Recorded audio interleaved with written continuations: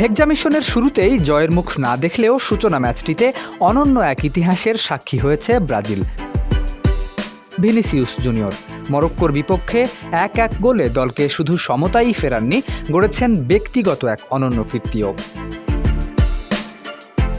আক্রমণ ও পাল্টা আক্রমণে ভরপুর রোমাঞ্চকর ম্যাচে ব্রাজিল পিছিয়ে পড়লেও 32তম মিনিটে দুর্দান্ত এক গোলে দলকে সমতায় ফেরান ভিনিসিয়াস। বাঁ প্রান্ত দিয়ে বক্সে ঢুকে এক ডিফেন্ডারকে কাটিয়ে নেওয়া তার বুলেট গতির শট ঠেকানোর কোনো সুযোগই পাননি মরক্কোর গোলরক্ষক।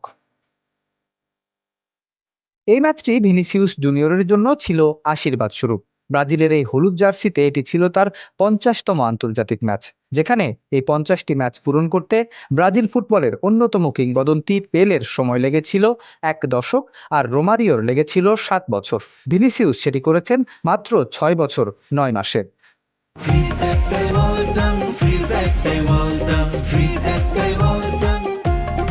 2022 কাতার বিশ্বকাপে উদীয়মান প্রতিভা হিসেবে যাত্রা শুরু করা এই ফরোয়ার্ড জাতীয় দলের হয়ে করলেন 10ম গোল এবং বিশ্বকাপের মঞ্চে এটি তার ব্যক্তিগত দ্বিতীয় গোল। ব্রাজিল ফুটবলের ইতিহাসে নিজের নাম লিখিয়েছেন নতুন এক রেকর্ডের পাশে। হেক্সামিশনের পথযাত্রী ব্রাজিলের সামনে এখনো অনেকটা পথ বাকি। স্বপ্ন জয়ের পথে মাঝমাঠের দুর্বলতাগুলো কাটিয়ে আগামীতে ভালো করার প্রত্যাশাই ক্রীড়াপ্রেমীদের।